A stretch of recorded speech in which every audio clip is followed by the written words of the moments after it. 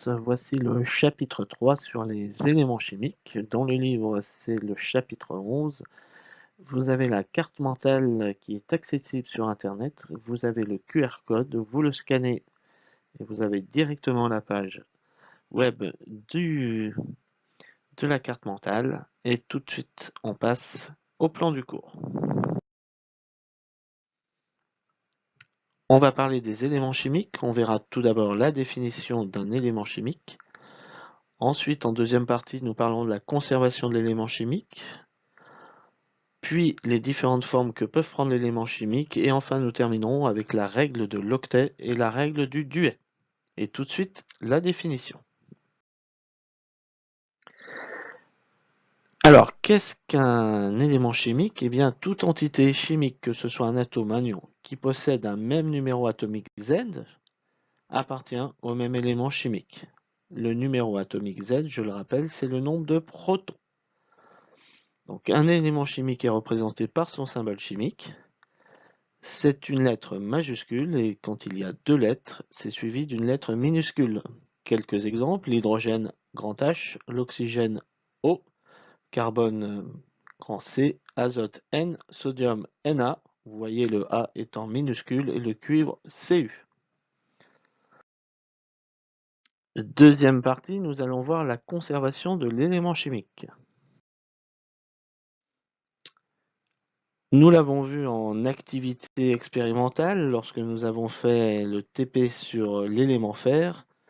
La phrase de conclusion qu'il fallait mettre, c'était « Au cours d'une transformation chimique, il y a conservation des éléments chimiques mis en jeu ». C'est le fameux « rien ne se perd, rien ne se crée, tout se transforme » de Lavoisier. Autrement dit, durant une réaction chimique, une transformation chimique, je retrouve tous mes éléments chimiques que j'ai mis en jeu au départ, je les retrouve à l'arrivée sous différentes formes. Nous allons voir ensuite les différentes formes que peuvent prendre un élément chimique. Quelles sont ces différentes formes? Nous avons les cations et anions monoatomiques. Donc, petit rappel, le cation c'est un ion chargé positivement, l'anion c'est un ion chargé négativement. Et donc un cation monoatomique, c'est issu d'un atome qui a perdu un ou plusieurs électrons de sa couche externe. Donc puisqu'il perd des électrons, il a plus de protons, les protons étant chargés positivement, sa charge est positive. C'est logique. Inversement, l'anion monoatomique est issu d'un atome qui a gagné un ou plusieurs électrons sur sa couche externe.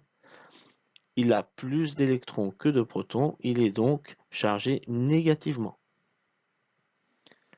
Monoatomique, cela signifie que l'ion a un seul élément chimique. Mg2+, est un ion monoatomique, il n'y a que l'élément magnésium. L'ion sulfate, SO4 n'est pas monoatomique puisqu'on a un élément soufre et 4 éléments oxygène. Deuxième forme que peuvent prendre les éléments chimiques, c'est ce qu'on appelle les isotopes. Qu'est-ce qu'un isotope? Ce sont des noyaux d'un même élément chimique qui se distinguent par leur nombre de neutrons. Évidemment, le numéro atomique est toujours identique.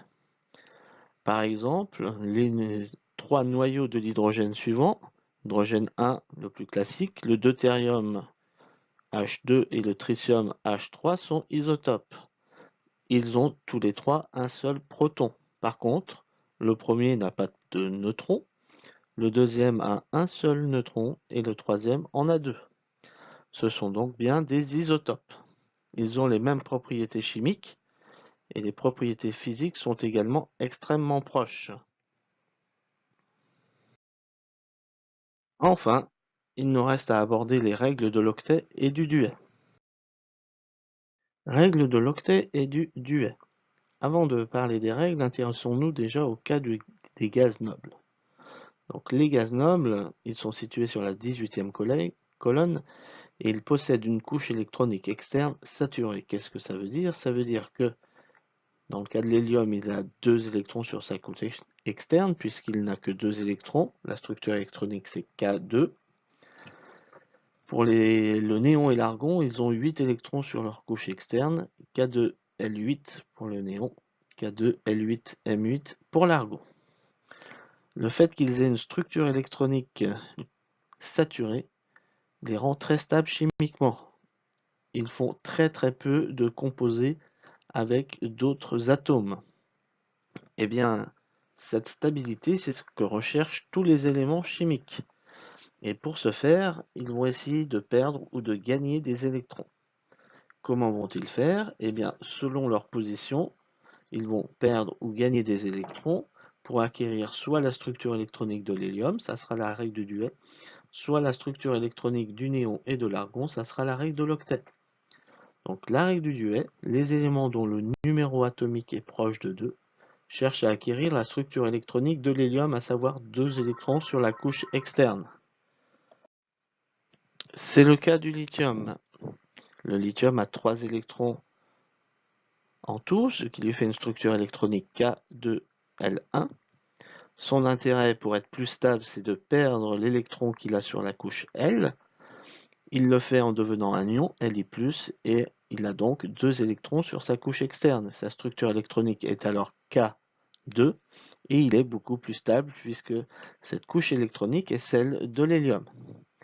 De la même manière, pour la règle de l'octet, les éléments chimiques dont les numéros atomiques n'est pas voisin de 2 et inférieur à 21 cherchent à acquérir la structure électronique du gaz noble le plus proche avec 8 électrons sur la couche électronique externe. Si je reprends l'exemple du sodium, par exemple, Na+, le sodium, lui, a 11 protons, il a 11 électrons, sa structure électronique est donc K2L8M1, il a tout intérêt pour se stabiliser à perdre un électron, pour devenir l'ion Na+, et avoir la structure électronique du néon K2L8. Cette structure possède une couche électronique externe saturée, il est donc plus stable chimiquement. Ces règles de l'octet et du duet s'appliquent pour calculer les ions monoatomiques, pour chercher leur formule. Et évidemment, les atomes gagnent ou perdent des électrons pour satisfaire la règle. Toujours avoir une couche électronique externe saturée.